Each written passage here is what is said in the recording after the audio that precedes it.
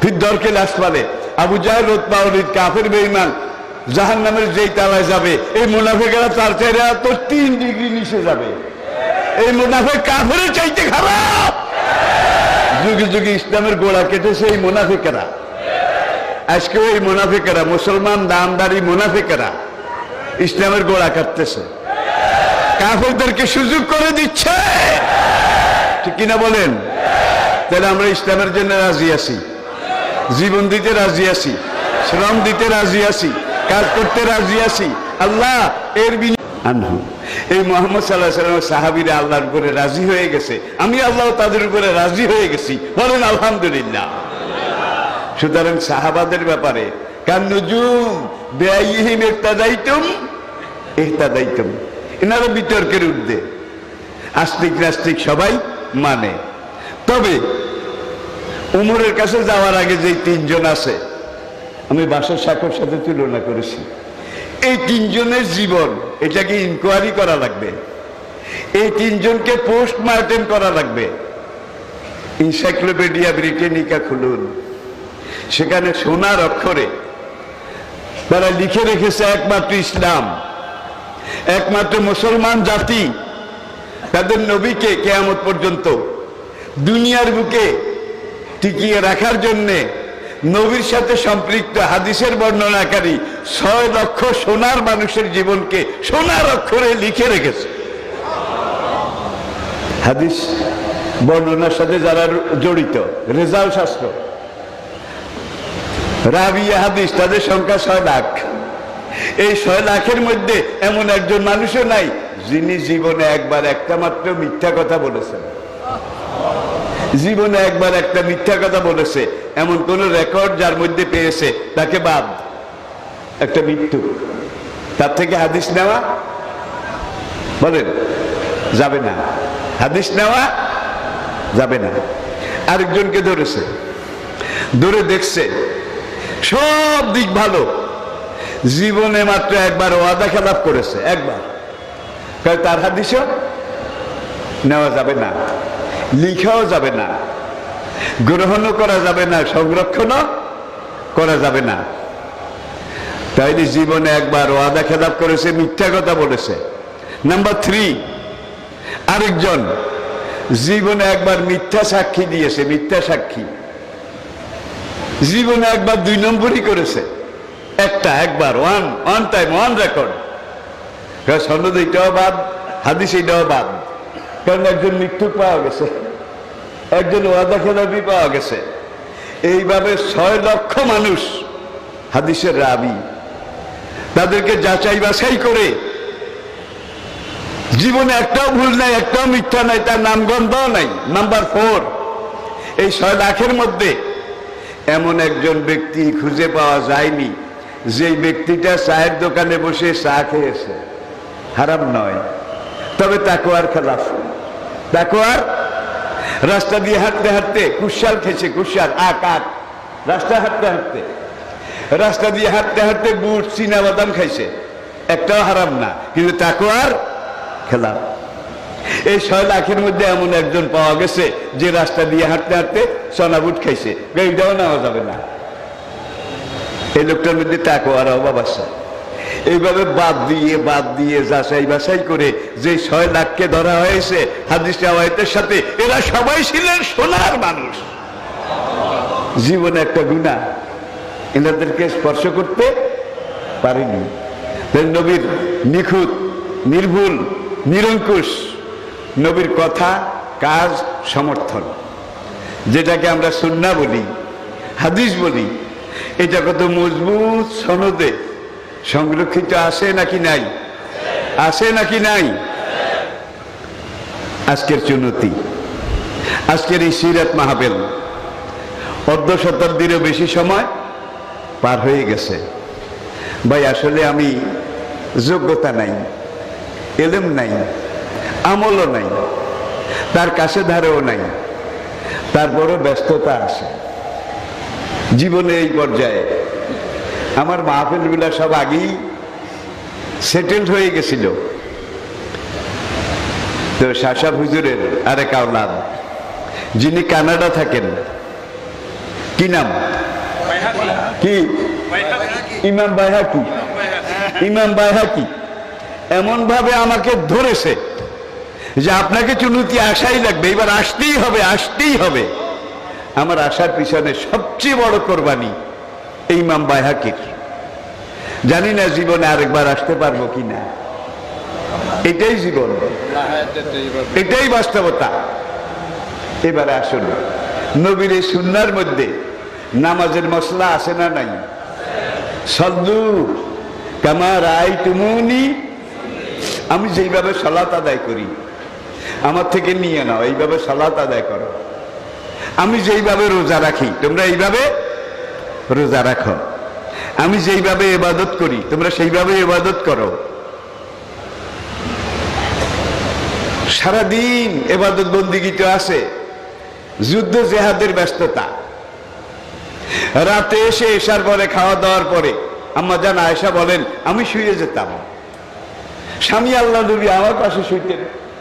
কিছুক্ষণ পরে দেখি যে নবী নাই, অন্ধকারে, ইলেকট্রিসিটি তো ছিল না, হাত দিয়ে দেখি যে ঠ্যাং ধরা যায়।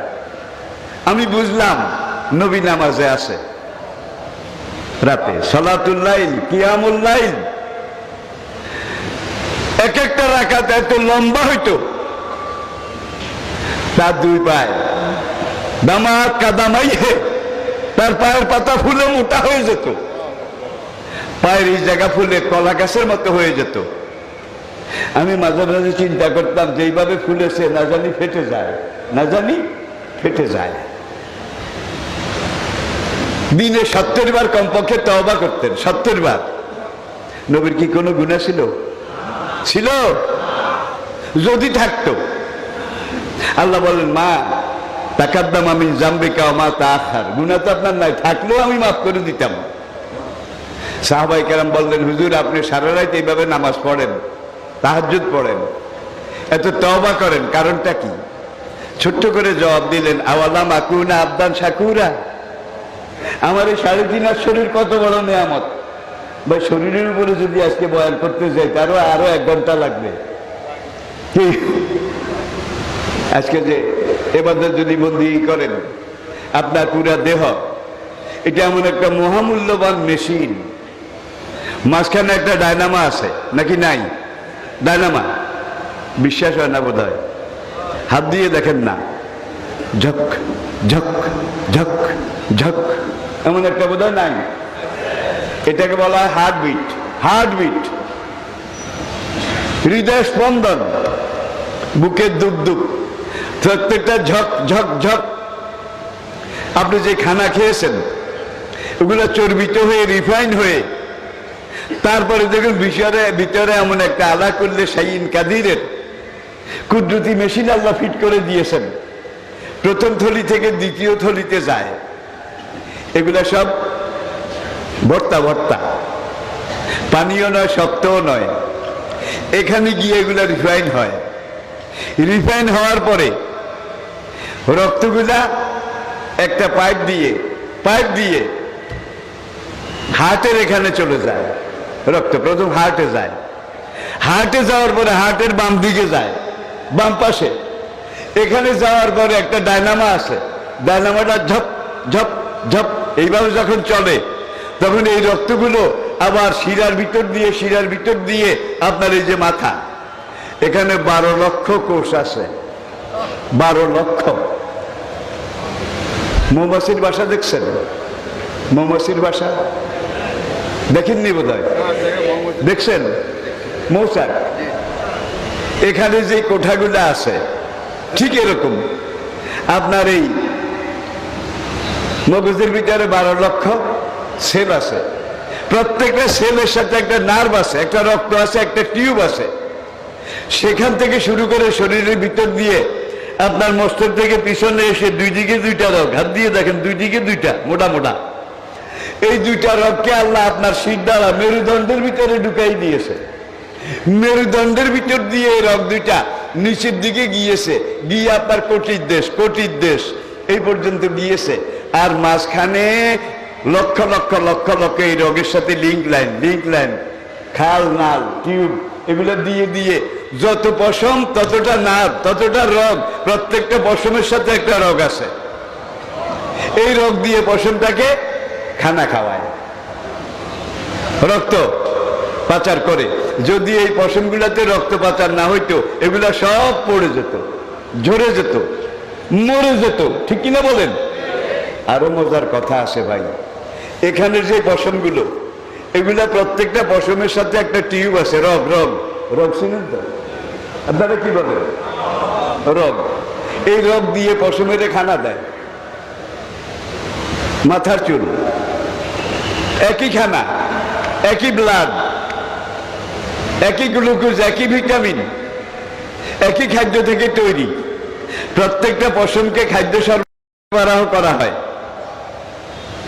একটা মানুষ যদি 60 বছর বাঁচে, 60 বছর, এখানের পশমগুলাকে যদি না কাটে, ঠিকঠাক মতো রাখে, 60 বছরে 6.5 হাত লম্বা হয়। এগুলা 60 বছরে 6.5 হাত, যার জন্য কেটে কুটে সাইজ করে রাখা লাগে। ঠিক কিনা বলেন? এগুলা 60 বছরে 6.5 হাত লম্বা হয়। এখানে যে পশমগুলো আছে, এখানে 2 চোখের উপরে, এগুলা 60 বছরে কয় হাত হইছে? আলোচনা কঠিন হচ্ছে নাকি? আমি কি ছেড়ে দেব? আপনারা আমার কথা বুঝেন তো? আলহামদুলিল্লাহ। আসেন, এখানের গুলো 60 বছরে 6.5 হাত লম্বা হয়েছে, যার জন্য মাসের পরে একবার করে কাটতে হয়েছে। এখানে গুলারে কয়বার কাটছেন বলেন? খাদ্য সাপ্লাই কিন্তু সমান, ফুড সাপ্লাই কিন্তু সমান।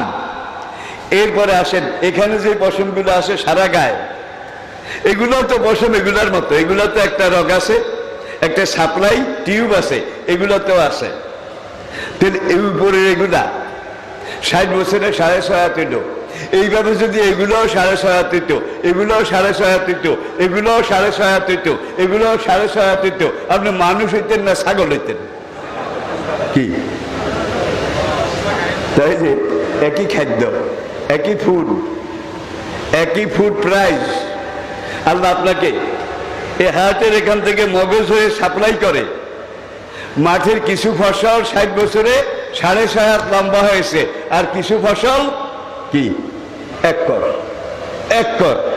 আর সারা শরীর যদি মাথার চুলের মতো শেভ করা লাগতো, খেউরি করা লাগতো, আপনার অবস্থাটা কি হইতো?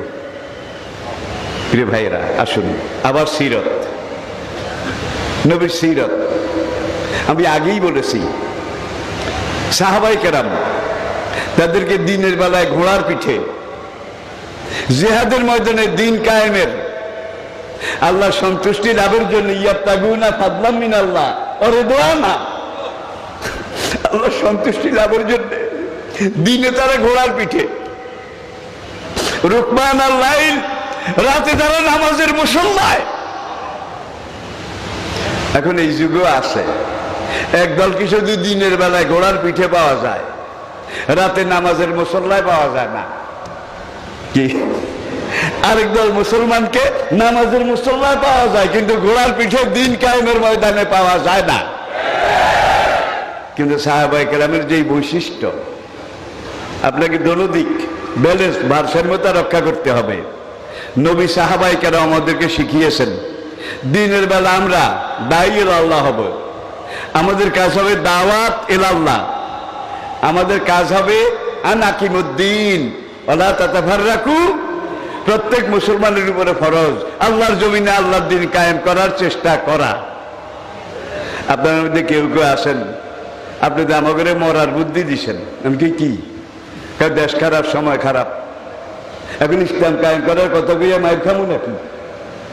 কি এমন একটা অবস্থা আছে কি না? দেশ খারাপ, সময় খারাপ। এখন যদি আমি বলি দিন কায়েম করতে চাই, তাইলে তো আমার 12টা বাজাবে। ঠিক কিনা বলেন? আব্দুল্লাহ ইবনে আরকামের ঘরে খাদ্য সরবরাহ যেতে দেয় না, এক ফোঁটা পানিও যেতে দেয় না। এরপরে যে 4 বছর আবু তালেব গিরি গুহায় মুসলমানদেরকে ঘেরাও করে রেখেছে, তাদের কাছে কোনো জিনিস বিক্রি করা যাবে না, তাদেরকে কোনো কিছু দেওয়া যাবে না। খাদিজা রাদিয়াল্লাহু তাআলা আনহা তিনি সহ সেখানে আজকে বন্দী। খাদিজার এক আত্মীয় একদিন খাদিজার জন্য কিছু খাদ্য, বকরির দুধ, এগুলো পাঠিয়েছেন। কাবা আর আবু তালেব গিরিগুহা, এই দুইটার মাঝখানে যাওয়ার পরে কাফের একটা দল তারা এসে খাদিজার আত্মীয়ের পাঠানো এই জিনিসগুলো কেড়ে নিয়ে রাস্তায় আসারে ভেঙে ফেললো, কারণ মুসলমানদেরকে দেওয়া যাবে না। এই অবস্থাতে ওমরের মতো বীর, হামজার মতো বীর, তারা কিন্তু ইসলামে ঢুকে গেছেন। বেলাল ইসলাম গ্রহণ করেছেন, সোহাইব রুমি ইসলাম গ্রহণ করেছেন, খাব্বাব বিন আরাত ইসলাম গ্রহণ করেছেন, আব্দুল্লাহ ইবনে মাসউদ ইসলাম গ্রহণ করেছেন। এনারা সবাই কিন্তু গোলাম, কিনা গোলাম, ঠিক কিনা বলেন? ইসলাম গ্রহণ করার পরে ইবনে মাসউদের নবী কয়, ইয়া বুনাইয়া, বাবা তুই ইসলাম গ্রহণ করেছিস, এখন বাইরে গেলে, বকরি চড়াইতে গেলে তুই কারো করে বলবি না, বললে কিন্তু তোরে ওরা মেরে ফেলবে। দেখুন কি কঠিন অবস্থা, তুই মুসলমান হয়েছিস, এটা জানতে পারলেই ওরা তোকে মেরে ফেলবে, জবাই করে ফেলবে, তুই কাউকে বলিস না। ইবনে মাসউদ হাও বলেননি, নাও বলেননি। কাবা শরীফের পূব কিনারে জমজম কূপ, মাকাম ইব্রাহিম, এই দুইটার মাঝখানে দাঁড়িয়ে ইবনে মাসউদ বলে, ইয়া মাশারাল কুরাইশ, হে কুরাইশ নেতারা, তোমরা আমার কথা শুনে, এইমাত্র আমি মুহাম্মদের কাছে গিয়ে ইসলাম গ্রহণ করেছি, আমি পড়ে নিয়েছি লা ইলাহা ইল্লাল্লাহু মুহাম্মাদুর রাসূলুল্লাহ। ভাই ডর আছে? জীবনের ভয় আছে? যেন মক্কার অবস্থা তো এখনকার চাইতেও খারাপ আছিল, আমি বুঝাতে পেরেছি। কিন্তু ইবনে মাসউদ নবী কাছে, তুমি এটা কারো করে শুনাইও না, কাবার সামনে গিয়ে কয় আমি ইসলাম গ্রহণ করেছি, তোরা সবাই সাক্ষী থাক। মায়ের রে মায়ের বেহুশ হয়ে গেছে। বেলাল রাদিয়াল্লাহু তাআলা আনহুর অবস্থা আপনারা জানেন, আম্মার ইবনে ইয়াসিরের অবস্থা আপনারা জানেন, সোহাইব রুমির অবস্থা আপনারা জানেন। আল্লাহু আকবার। সিরাত আলোচনা গত 1000 বছর পর্যন্ত হইতেছে। হাদিস সংগ্রহের পরে, সংকলনের পরে সবচেয়ে বিস্তারিত সিরাত আলোচনা যারা করেছেন, আল্লামা বদরুদ্দিন আইনি রহমতুল্লাহ আলাই, আল্লামা মহিউদ্দিন নবী রহমতুল্লাহ আলাই, আল্লামা ইবনে হাজার আসকালানী রহমতুল্লাহ আলাই, আল্লামা শেখ আহমদ কাস্তালানী রহমতুল্লাহ আলাই, আল্লামা মোল্লা কারি রহমতুল্লাহ আলাই, সেই থেকে শুরু করে ইবনে সাদ তার তবকাত, ইবনে জারির তাবারি, হাফেজ ইমাদউদ্দিন ইবনে কাসির আল বিদায়া ওয়ান নিহায়া। আল্লাহু আকবার। দুনিয়া শুরু থেকে শেষ পর্যন্ত, তার জীবনের এই পর্যন্ত পুরো ইতিহাস বেদায়া আর নেহার মধ্যে লিখেছেন। পরবর্তী পর্যায়ে উপমহাদেশে, আমাদের এই অঙ্গনে আল্লামা শিবলি নোমানী রহমাহুল্লাহ আলাই, এরপরে এইভাবে পরপর বাংলাদেশ স্বাধীন হওয়ার আগে বাংলা ভাষায় সিরাতুন নবীর উপরে যুক্তি তর্ক সহ প্রমাণ করে যে সিরাত গ্রন্থটা ব্রিটিশ আমল থেকে পাকিস্তান আমল পর্যন্ত সবচেয়ে বেশি আলোড়ন সৃষ্টি করেছিল, গোলাম মুস্তাফার রচিত বিশ্বনবী। এখনো মার্কেটে আসে কি না আমি জানি না।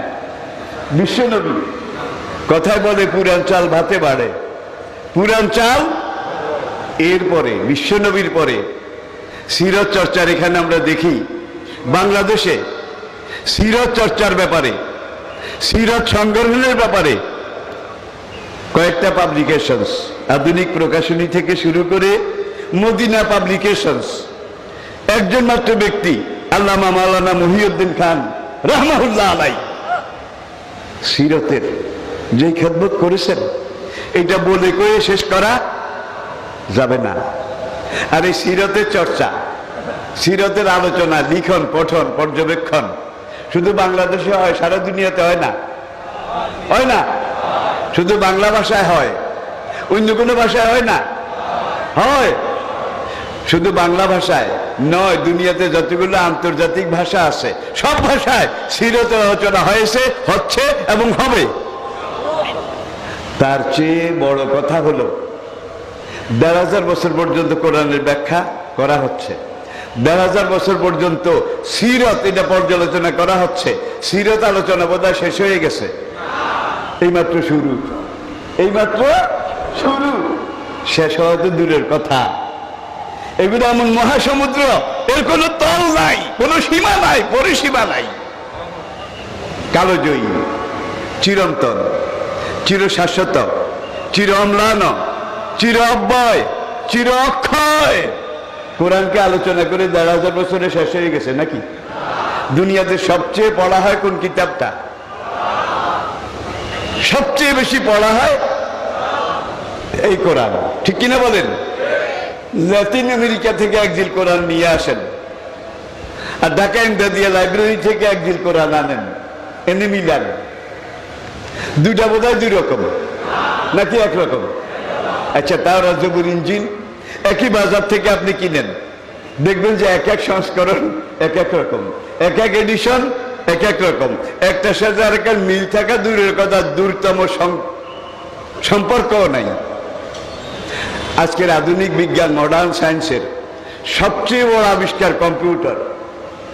কম্পিউটার চাইতে বড় কিছু এখনো আবিষ্কার হয়নি। আপনারা শুনলে আনন্দিত হবেন।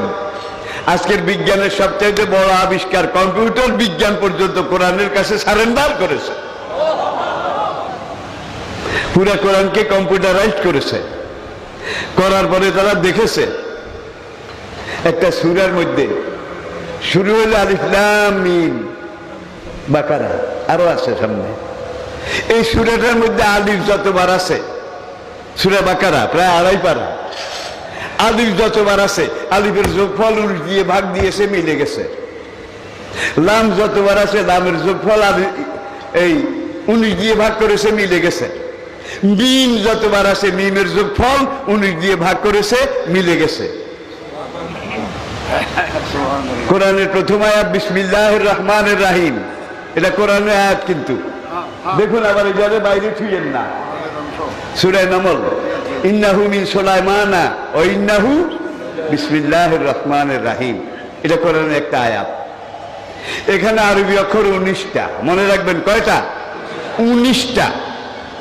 কোরআনের প্রথম যে সূরাটা নাজিল হয়েছে, সূরা ইকরা বিসমি রাব্বিকাল্লাযী খালাক, প্রথম সূরা, প্রথম ওহী। এই সূরাটার ক্রমিক নম্বর ৯৬। ৯৬ ৯৬ ১৯ দিয়ে ভাগ করেন, অবশিষ্ট কত?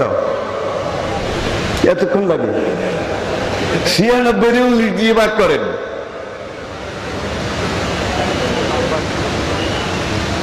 দেখুন কিছু অবশিষ্ট থাকবে না।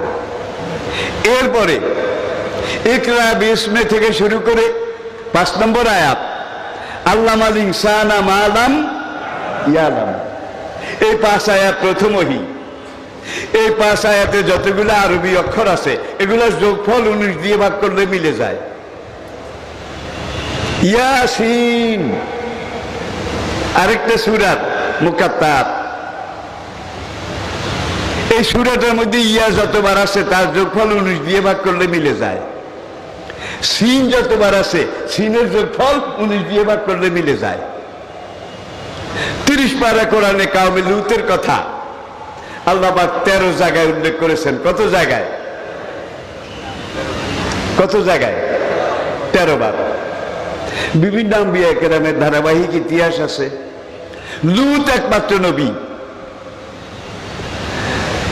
যার কথা আল্লাহ ১৩ বার ১৩ জায়গায় উল্লেখ করেছেন। ১৩ জায়গার ১২ জায়গায় ফি কাওমে লূত, মিন কাওমে লূত, ইল্লা কাওমা লূত। যেখানে লূত সেখানে কওম, যেখানে কওম সেখানে লূত। ১৩ জায়গার ১২ জায়গায় কওমে লূত, কওমে লূত, কওমে লূত। একটা জায়গায় আল্লাহ কওমে লূত না বলে বলেছেন ও ইখওয়ানু লূত, ও ইখওয়ানু লুত নবীর ভাইয়েরা। কি রে, 13 জায়গার 12 জায়গায় কওমে লুত, এক জায়গায় কি ইখওয়ানে লুত। কারণ কি? কম্পিউটার এটার ভিতরে ঢুকলো, ঢুকে দেখলো 13 জায়গার 12 জায়গায় কওমে লুত যখন আল্লাহ উল্লেখ করেছেন, কম লিখতে 2 নক্তা এলাকা, যেটাকে আমরা বড় কাপ বলি আর কি। আপনারা কি বলেন? বড় কাপ, 2 নক্তা এলাকা। তো 12 জায়গায় কওমে লুত, এটা বলার পরে যখন এই 12টাকে কাউন্ট করে পুরা কোরআনের 2 নক্তা এলাকা এগুলাকে যোগ করেছে, যত হাজার বার হয়েছে এটাকে 19 দিয়ে ভাগ করেছে, মিলে গেছে। একটা জায়গায় আল্লাহ কওমে লুত না বলে বলেছেন ইখওয়ানো লুত, লুত নবীর ভাইয়েরা, লুত নবীর ভাইয়েরা। ইখওয়ান লিখতে আলিফ, পুরা কোরআনের যত আলিফ ছিল সব একত্র করে কম্পিউটার যখন এটাকে 19 দিয়ে ভাগ দিয়েছে, মিলে গেছে। এখন এই 12 জায়গা এটা নিয়ে 13 জায়গায় যদি আল্লাহ কওমে লুত বলতেন 13 জায়গায়, তাহলে 2 নক্তা এলাকা একটা বেশি হইতো, 19 দিয়ে ভাগ করলে আর মিলত না। আল্লাহু আকবার, কি চিকন কথা। আবার আরেক জায়গায় কওমে লুত না বলে ইখওয়ানে লুত বলেছেন। কম্পিউটার এটাকে কাউন্ট করেছে, হিসাব করেছে, করার পরে আলিফের সংখ্যা পুরা কোরআনে যতবার আছে এগুলাকে একত্র করে 19 দিয়ে ভাগ দিয়েছে, 19-এর ভাগে মিলে গেছে, কোনো অবশিষ্ট নাই। সকল তাফসীরকারক একমত, এই 13 জায়গায় যদি আল্লাহ কওমে লুত বলতেন 2 নক্তা কাপ একটা বেশি হইতো, আলিফ একটা কম হইতো। কম্পিউটারের ভাগে 19-এর ভাগে মিলত না, যার জন্য আজকের কম্পিউটার বিজ্ঞানীরা সবাই সারেন্ডার করেছে কোরআনের কাছে। অক্ষর জ্ঞানহীন একজন নবী, যিনি অক্ষর কাকে বলে চিনতেন না, ঠিক কি না? ইন্না উম্মাতুন উম্মিয়াতুন লা নালামু ওয়ালা নাহসুব। আমাদেরকে মানুষ বলে উম্মি, মূর্খ। আমরা লিখতেও জানি না, পড়তেও জানি না। আর শাহরু হাকাযা ওয়াহাকাযা ওয়াহাকাযা, চন্দ্র মাস আরবি মাস এই এই এই। সুম্মা, আবার কোন কোন মাস হাকাযা ওয়াহাকাযা ওয়াহাকাযা। কি 30 আর 29, হাকাযা হাকাযা ওয়াহাকাযা। আবার নবী দেখালেন শাহরু হাকাযা ওয়াহাকাযা ওয়াহাকাযা। নবী নিজে কোরআন বানায়, রাতে বানায়, দিনে শোনায়। আল্লাহ চ্যালেঞ্জ ছুড়ে দিলেন, ফাতু বিসূরাতিন। সে তো লিখতেও জানে না, পড়তেও জানে না, তোরা বানা, তোরা বানা। এমন এক প্রেক্ষাপটে, এমন এক সময় এই কোরআন আরবে নাজিল হয়েছে।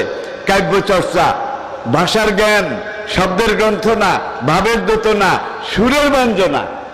আরবি ভাষা তার পূর্ণাঙ্গের হিমাদ্রি শিখরে বিরাজিত ছিল। এই কাব্য চর্চার যুগে আল্লাহ কোরআন পাঠিয়ে দিলেন। মক্কি সূরাগুলোর দিকে একটু খেয়াল করেন, এগুলো পদ্মের মতো, পদ্ম, কবিতার মতো। বিশ্বাস হয় না কেন? ইজা সামাউন ফাতারাত, ওয়াইজাল কাওয়াকিবুন তাসারাত, ওয়াইজাল বিহারু ফুজ্জিরাত, ওয়াইজাল কুবুরু বুসরাত। এর যাওয়ার দরকার নাই। কুল হু আল্লাহু আল্লাহুস সামাদ, লাম ইয়ালিদ ওয়া লাম ইউলাদ ওয়া লাম ইয়াকুল লাহু কুফুয়ান। প্রত্যেকটা শেষে কি? দাগ। শেষে কি? ইন্না আতাইনা কাল কাউসার ফাসাল্লি লিরাব্বিকা ইন্না শানিয়াকা হুয়াল আবতার। প্রত্যেকটা শেষে কি? কবিতা কারে কয়, সাহিত্য কাকে বলে, এটা হলো কোরআনের বৈশিষ্ট্য। শেষ কথা, আপনারা বোধহয় অধৈর্য হয়ে গেছেন। আসুন, এই আব্দুল্লাহ ইবনে আরকামের ঘরে সূরা আর রহমান নাজিল হলো। সূরা আর রহমান, সূরা আর রহমানটা কিন্তু আরেক টাইপের। আপনারা যারা পুঁথি, ছোটকালে পুঁথি পড়েছেন, পুঁথির মধ্যে কিন্তু কয়েক রকমের তাল, কয়েক রকমের সুর, কয়েক রকমের ভঙ্গি, ঠিক কিনা বলেন? সূরা আর রহমানটা হইল পয়ার। পুঁথির 2 লাইন পড়ে, 2 লাইন পড়ে আবার আগেরটা, 2 লাইন পরে আবার আগেরটা সূরা আর রহমান দেখেন, এই ভাবে আইয়া লাই রব্বিকুমা, কালামুল মুলুকে, মুলুকুল কালাম। ইবনে মাসউদ হুযাইলি বংশের এক গোলাম, কিনা গোলাম, ইসলাম কবুল করেছেন। ওই যে একটু আগে কইলাম কাবার, সেখানে গিয়ে বেড়া কোরআন তেলাওয়াত করেছে, কিলাইতে করে বেহুশ ঠায়। 3 ঘন্টা পরে হুশ হয়েছে, উঠে দাঁড়িয়ে আবার তেলাওয়াত শুরু করেছে, মারাজাল বাহরাইনি ইয়ালতাকিয়ান বাইনাহুমা বারযাখুন লা ইয়াবদিয়ান ফাবিআইয়া লা, আল্লাহু আকবার। এখন এই কোরেশটা আবার আসে, কয় কিলাইছি মেরেছি যাই করেছি, ছেলেটার পড়া কিন্তু খুব কাব্য, কবিতা, ছন্দের মিল, পুঁথির যেদিকেই মিলেন সব দিকে মিলে। কয় ছেলেটার কণ্ঠ মধুর, উচ্চারণ কথন ভঙ্গিও মধুর।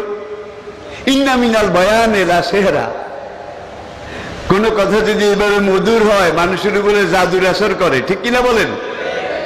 এখন সে সূরা আর রহমান তেলাওয়াত শুরু করেছে। কোরআশরা তো আরবি ভাষা বুঝতো নাকি? ভাষার যেই শব্দের গ্রন্থ না, ভাবের দোতনা, সুরের ব্যঞ্জনা, ফসাহাত এবং বালাগাত, এটা দেখে তারা ভ্রমণের মতো চারিদিকে এসে ইবনে মাসউদকে ঘিরে ধরেছে। ইবনে মাসউদ সূরা আর রহমান তেলাওয়াত করে। এখন জাহেল, আবু জাহেল, তারা বলে কি সুন্দর, কি সুন্দর। সাবামু আল্লাহর যুগ, কিন্তু সাবামু আল্লাহর যুগ, সব সাবামু আল্লাহরে কোরআন দাফন করে দিয়েছে।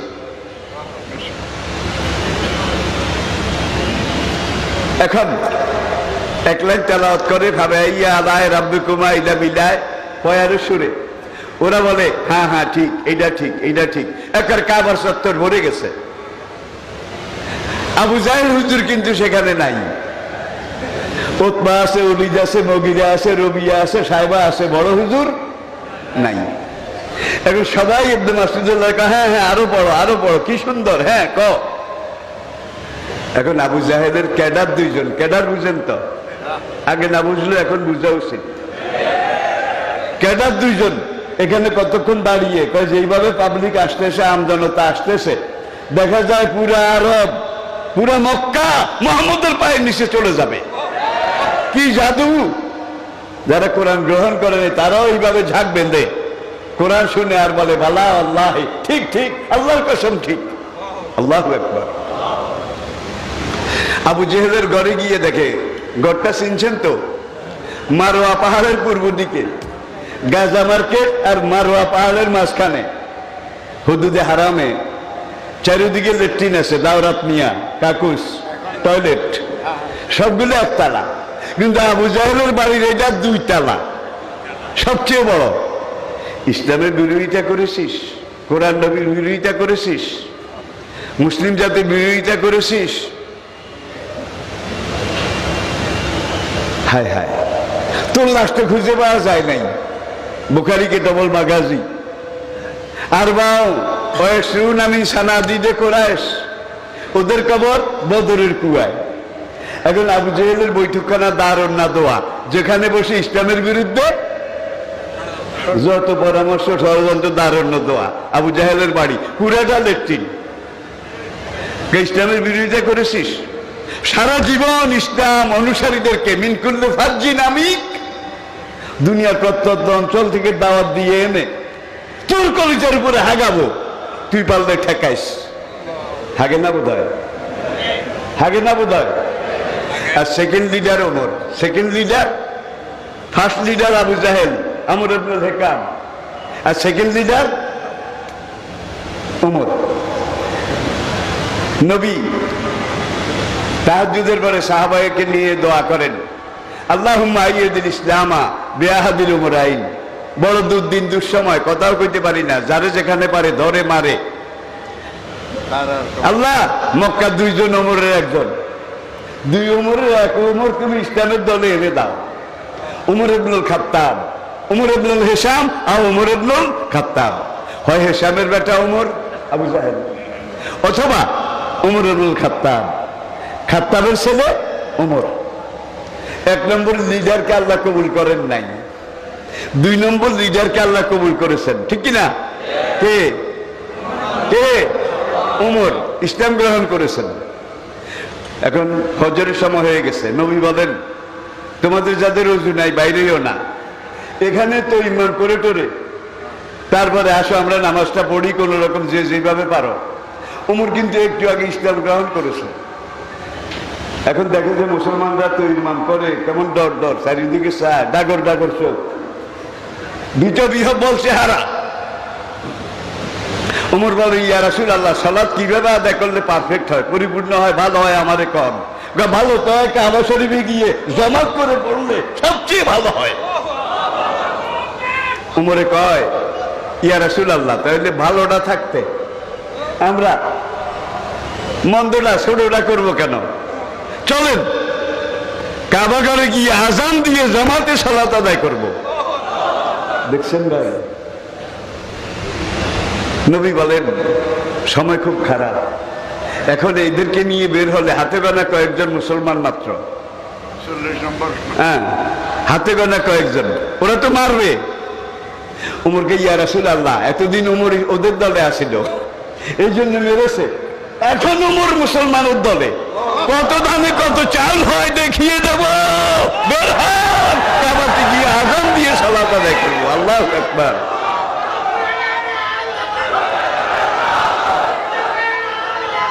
এটার নাম ইসলাম, এটার নাম ইসলাম।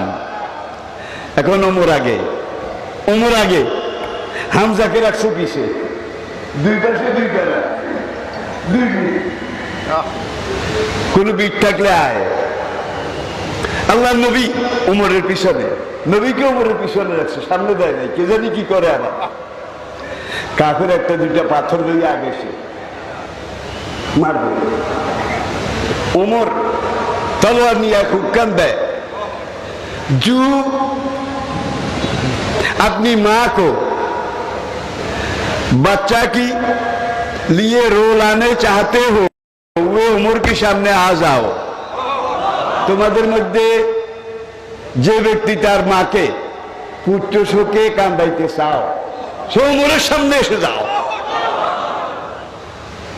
जो अपने बेटा और बेटियों को यतीम करना चाहते हो, वे उमर के सामने आ जाओ।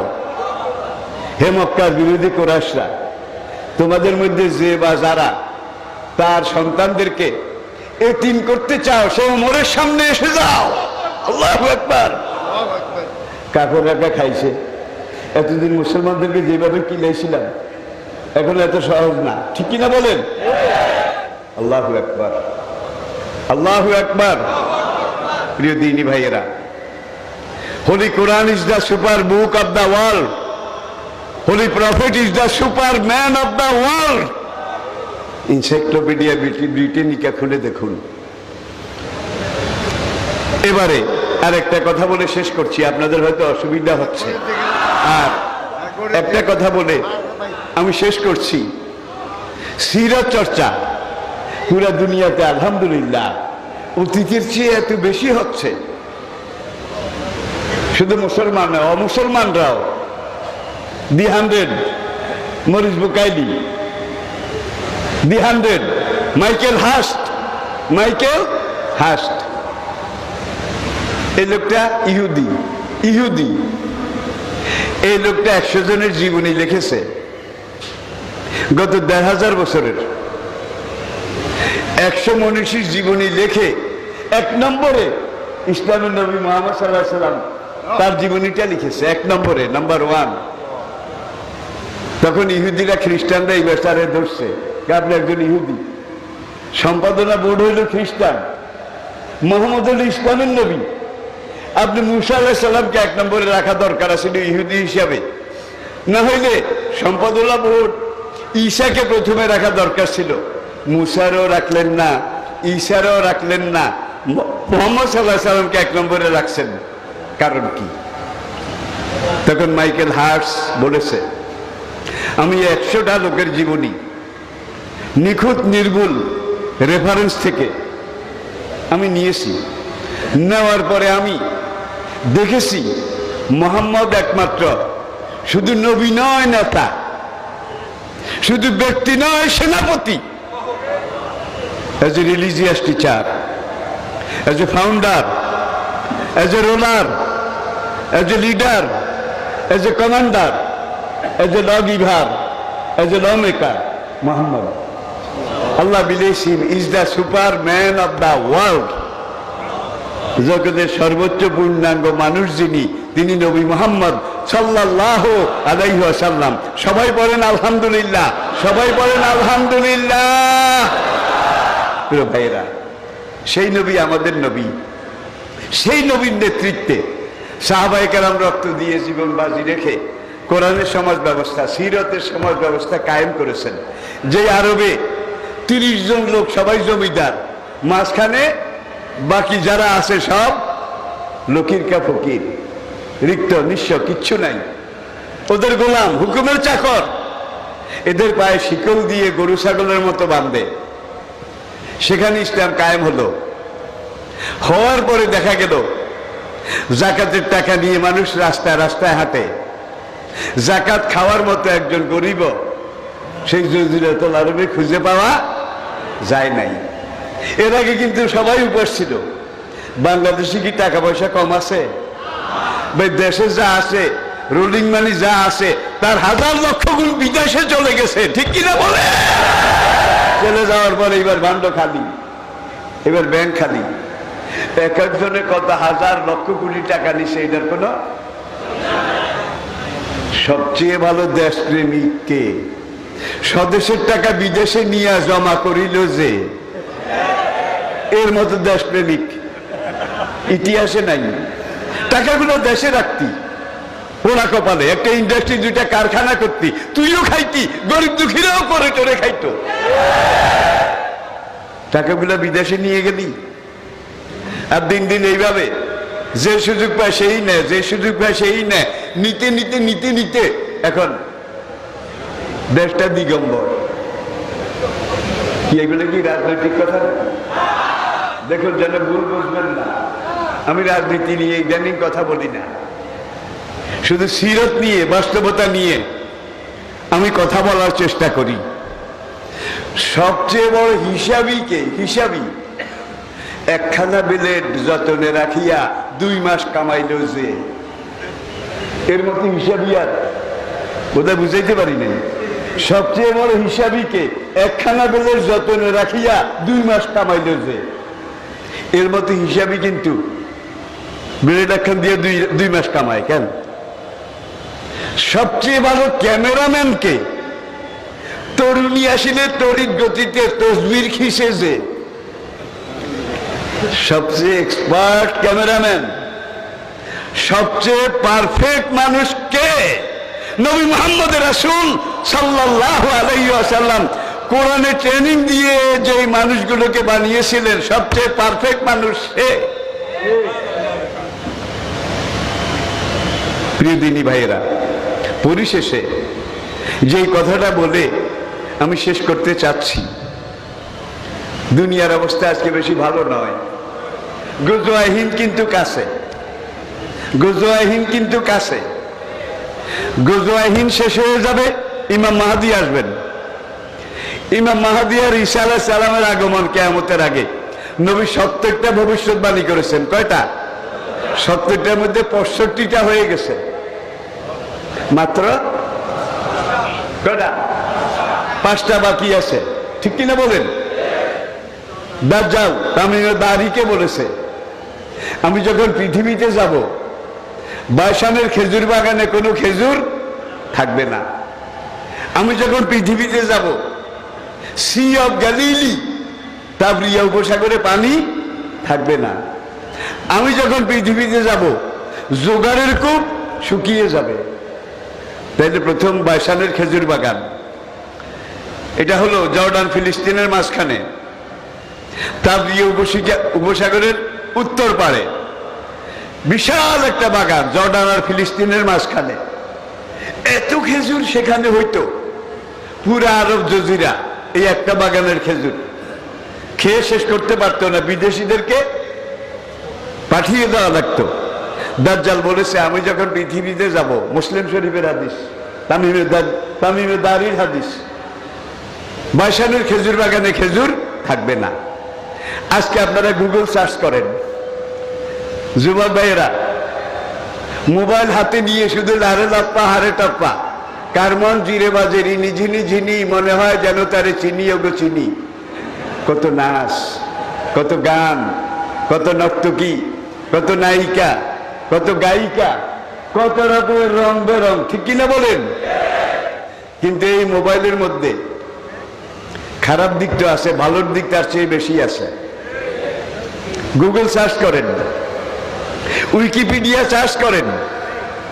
বুখারীর হাদিসে নবী বলেছেন সিরিয়ার পূর্ব দিকে গৌতা নামক শহর, ইমাম মাহদির জেএসকিউ জেনারেল হেডকোয়ার্টার, এখানে সাদা মসজিদের গম্বুজের উপরে ঈসা আলাইহিস সালাম অবতরণ করবেন। বুখারী নবী বলছেন যে ইসরায়েলে একটা শহর হবে, সেই শহরটার নাম হবে লুদ। লুদ, লাম দাল পেশ লুদ। লুদ নামক একটা শহর হবে। ঈসা আলাইহিস সালাম দাজ্জালকে বেবাবে লুদ্দিন, বেমকামে লুদ্দিন, বুখারীতে দুই রকম রাওয়ায়াত আছে। লুদ শহরের গেইটে বেবাবে লুদ্দিন, বেমকামে লুদ্দিন, লুদ নামক জায়গায় ঈসা আলাইহিস সালাম দাজ্জালকে হত্যা করবেন। ওই ইয়াকুলু আল্লাহু আকবার। ১,৫০০ বছর আগে নবী যখন এই কথা বলেন, লুদ শহরের নামগন্ধ আসেন না, ইসরায়েল রাষ্ট্রের কোনো নামগন্ধ ছিল না। বর্তমানে ইসরায়েলের রাজধানী তেল আবিব, সেখান থেকে 18 কিলোমিটার উত্তর পূর্ব দিকে ইসরায়েলের একটা নতুন শহর তৈরি করেছে, সেনা শহর। সেখানে একটা সেনা বিমানবন্দর আছে, বিন গরিয়ান ইন্টারন্যাশনাল এয়ারপোর্ট। বিন গরিয়ান ইন্টারন্যাশনাল এয়ারপোর্ট। এই শহরটার নাম লুদ, ওরা রেখেছে লুদ।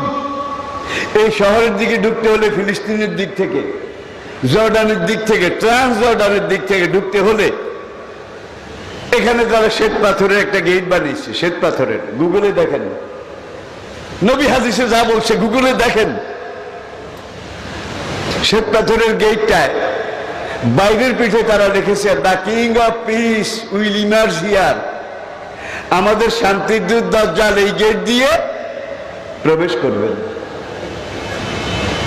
আমাদের শান্তির দূত, যে দাজ্জাল ইহুদিদেরকে পুরো দুনিয়ার রাজত্ব এনে দেবে, সেই শান্তির রাজা দাজ্জাল এই গেট দিয়ে প্রবেশ করবে। গেটটার নাম বাবে লুদ। বাবে লুদ শহরে ঢুকার প্রবেশদ্বার। তাহলে লুদ শহর হয়ে গেছে নাকি? বাইশানের খেজুর বাগান, সেখানে এখন আর খেজুর নাই, গাছও নাই, মাঝখানে শুধু একটা পাথরের বেদি আছে। কিছু কিছু বিশেষজ্ঞ বলছে যে এটা সুলাইমান আলাইহিস সালামের কবর। আবার কিছু বিশেষজ্ঞ বলছে ঈসা আলাইহিস সালাম যদি বনি ইসরায়েলদের হাওয়ারিন ডেকে বলেছিলেন, ওয়াইজ কালা ঈসা ইবনে মারইয়াম লিল হাওয়ারিয়িনা মান আনসারি কালাল হাওয়ারিয়ুনা নাহানু আনসারুল্লাহ। এখান থেকে কিন্তু ঈসা আলাইহিস সালামকে আল্লাহ আসমানে নিয়ে গেছে। সেই বাগানে এখন খেজুর নাই। দাজ্জাল কিন্তু ১,০০০ বছর আগে বলেছে, তখন প্রচুর খেজুর ছিল। আমি যখন পৃথিবীতে যাব, বাইশানের খেজুর বাগানে খেজুর থাকবে না, নাম্বার 1। নাম্বার 2, আমি যখন পৃথিবীতে যাব সেই সময় তাবরিয়া উপসাগর, এখানে পানির গভীরতা 50 হাত পর্যন্ত ছিল। জর্ডান, ফিলিস্তিন, সিরিয়ার মাঝখানে বিশাল এই উপসাগর, মিঠা পানির মাছ ভরপুর ছিল। সেই সাগরের পানি দিয়ে কত শেষ কত কিছু হতো। দাজ্জাল বলেছে আমি যখন পৃথিবীতে যাব তখন তাবরিয়া উপসাগরে পানি থাকবে না। এনসাইক্লোপিডিয়া ব্রিটানিকা এই তাবরিয়া উপসাগর, এটাকে লিখেছে sea of Galilee, sea of Galilee. তাবরিয়া উপসাগরে পানি থাকবে না। এখন পানি কমতে কমতে এত তলায় গেছে, ইহুদিরা এখান থেকে পাইপ দিয়ে পানি টেনে টেনে নিয়ে সকাল থেকে সন্ধ্যা পর্যন্ত সব পানি নিয়ে যায়। অল্প কিছু পানি যেটা অবশিষ্ট থাকে, ওদের চাষবাস কাজ কারবার হয়ে গেছে সারাদিনে, এই পানিটা টেনে নিয়ে মরুভূমিতে ফেলে দেয়। কিন্তু ফিলিস্তিন জর্ডানের মুসলমানদেরকে পানি খাইতেও দেয় না, নিতেও দেয় না। এটা কাফেরদের আরেকটা চরিত্র। এটা বুঝার জন্য বিদেশে যাওয়া লাগবে না, ঘরে বসে চোখ বন্ধ করে চিন্তা করেন, পেয়ে যাবেন। দাজ্জাল বলেছিল, আমি যখন পৃথিবীতে যাব, জুগারের কূপে পানি থাকবে না। জুগারের কূপ, জর্ডান আর ফিলিস্তিনের মাঝখানে ট্রান্স জর্ডান, কওমে লূত যেখানে ধ্বংস হয়েছিল, 200 মিটার গভীর সাগর হয়ে গেছিল। 200 মিটার গভীর, জমিন উল্টায় মেঘের উপর উঠে ধরাম করে মেরেছে। 200 মিটার গভীর সাগর হয়ে গেছে। এটাকে বলা হয় ডেড সি, মৃত সাগর। মৃত।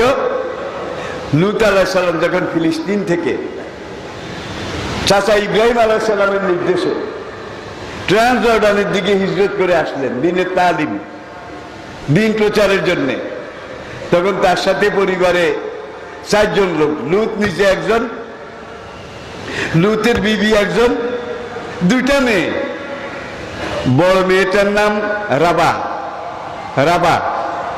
ছোট মেয়েটার নাম জুগার, জুগার। বিবির নাম এখন থাক। যেতে যেতে কদ্দূর গেছে, এইবার 150 কাছাকাছি, বর্তমান 150। জিবরাইল এসে কয়, আপনি পিছনের দিকে একবারও চাইয়েন না, আর আপনার লগে যেই বেটি পিছে পিছে যাইতে আছে আপনার বউ, এ কিন্তু আপনার বউ ঈমান আনে নাই, আপনার বিবি, এর যাওয়ার পারমিশন নাই। লূত আলাইহিস সালাম বললেন, আল্লাহ নিষেধ করে তুই আস না। বেটিকে আমি যাইমু, আমি যামু। আল্লাহ সেখানে তাকে পাথর বানাইয়া দিছে, 19 ফিট লম্বা, 19 ফিট, তখন মানুষের সাইজ। সেখানে দাঁড়িয়ে আছে, সারা শরীরে লবণ জমে যায়, বছরে 2 বার এটারে ব্লেড দিয়ে শাসতে হয়। লূতের বউ সঙ্গে 2টা মেয়ে ছিল, রাবা আর জুগার। ট্রান্স জর্ডানে আসার পরে, সাদ্দুম নগরে আসার পরে, ছোট মেয়েটা মারা গেছে, ওর নাম ছিল জুগার, জুগার। লূত আলাইহিস সালাম এই মেয়েটাকে বর্তমান ডেড সি, মৃত সাগর যেখানে, তার পাড়ে রাস্তার কিনারে দাফন করেছেন, একটা কুয়ার কাছে, ইন্দ্রা কুয়ার কাছে। সেই দিন থেকে কুয়াটার নাম জুগারের কূপ। একটু পানি সেই কুয়াতে ছিল। পুরা ট্রান্স জর্ডান খেতে খামারে বাগানে পানি সিঞ্চন করলেও এই একটা ইন্দ্রার পানি শেষ হইত না। দাজ্জাল বলল তামিম দাড়িদেরকে, আমি যখন পৃথিবীতে যাব তখন জুগারের কূপে পানি থাকবে না। বর্তমানে জুগারের কূপে সারাদিন বালতি ঘুরাইলেও 1 বালতি পানি পাওয়া যায় না। বাসানের খেজুর বাগানও নাই। সি অফ গ্যালিলি, টাবরি উপসাগর, এখানেও পানি নাই। জুগারের কূপ, এটাও শুকিয়ে গেছে। তাহলে বুঝে গেল দাজ্জাল আসার একেবারে। তাহলে ইসলামের কাম করবেন কবে? নবী বলছে এই ফিতনার সময়, এই সংঘাতের সময়, মান তামাসসাকা বিসুন্নতি, আমার একটা সুন্নতকে যে আঁকড়ায় ধরবে, তামাসসাকা দাঁতে কামড়ায় ধরবে যেন পিছলায় না যায়, আমার একটা আদর্শকে জীবিত করার জন্য যে ময়দানে নেমে যাবে, ফালাহু আজরু মিয়াতে শাহিদ, তার আমলনামার মধ্যে আল্লাহ 100 শহীদের সওয়াব লিখে দেবেন। সাহাবায়ে কেরাম বদর উহুদের জীবন দিয়ে কয় শহীদের সওয়াব পাইছে কি? 1 শহীদের। আর আপনার উম্মত এখন ফিতনার মধ্যে পড়ে গেছে, নবীর উম্মত। এই সংঘাত, এই ঝুঁকির যুগে আপনি যদি দ্বীনের জন্য রাস্তায় নেমে যান, দ্বীনকে মজবুত করে ধরেন, দ্বীন কায়েমের জন্য সামনে এগিয়ে যান, এই অবস্থাতে আপনি যদি শহীদ হন, আপনার আমলনামায় 100 শহীদের সওয়াব আল্লাহ দেবে। নবী মক্কা থেকে, মদিনা থেকে রওনা করেছেন, মসজিদে কুবায় যাবেন, প্রত্যেক সপ্তাহে যেতেন। জাবালে নূর অতিক্রম করে সামনে গেছেন। নবী আগে আগে, সাহাবারা পিছে পিছে। হাঁটতে হাঁটতে নবী হাউমাউ করে কাঁদছেন, হাউমাউ করে কাঁদছেন। সাহাবায়ে কেরাম পিছন থেকে জিজ্ঞেস করলেন, মা ইয়াবকিকা ইয়া রাসূলুল্লাহ, ওগো আল্লাহ রাসূল, আপনি কাঁদছেন কেন? নবী বললেন, আমি আমার ভাইদের জন্য কাঁদছি, আমার ভাইদের কথা মনে করে কাঁদছি। সাহাবায়ে কেরাম আরজ করলেন, ইয়া রাসূলুল্লাহ, আমরা কি আপনার ভাই নই? না, তোমরা আমার ভাই নও, তোমরা আমার সাহাবা। তারা বললেন, আপনার ভাই কারা? আমি চলে যাওয়ার পরে আমার সাহাবী করুনে সালাসা, সুম্মাল্লাযিনা ইয়ালুনাহুম সুম্মাল্লাযিনা ইয়ালুনাহুম সুম্মাল্লাযিনা, তাদের পরে যারা আসবে, ফিতনার যুগ যখন শুরু হয়ে যাবে, ইখতিলাফের যুগ, কাদা ছোঁড়াছুড়ির যুগ যখন শুরু হয়ে যাবে, আমার একটা সুন্নতকে যারা দৃঢ়ভাবে আঁকড়িয়ে ধরবে, দিন কায়েমের পথে এগিয়ে যাবে, তাদের এক একজনের আমলনামার মধ্যে আল্লাহ পাক 100 শহীদের সওয়াব লিখে দেবেন। 100 শহীদের সওয়াব পাইতে চান? কে কে চান? কে কে চান? হাত নামান। এই জীবন দিনের কাজ করলেও যাবে, দেশ খারাপ, সময় খারাপ, জান বাঁচান ফরজ। এই কথা বলে চুপ করে মুনাফিকের খাতায় নাম লেখাইলেও এই জীবন বসে থাকবে নাকি? চলে যাবে, ঠিক কিনা বলেন? ইন্নাল মুনাফিকিনা ফি দারকিল আসফালি মিনান নার, সূরা তওবা।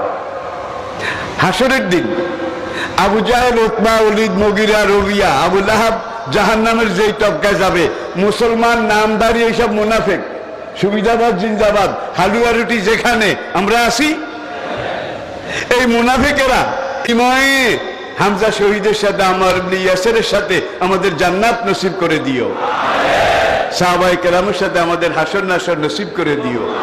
আমা আলাইনা ইল্লাল বালাগ ওয়া আখির দাওয়ানা আনিল হামদুলিল্লাহি রাব্বিল আলামিন। আসসালামু আলাইকুম ওয়া রাহমাতুল্লাহি ওয়া বারাকাতুহু। আপনি 2 মিনিটে হাত তুলে দেন।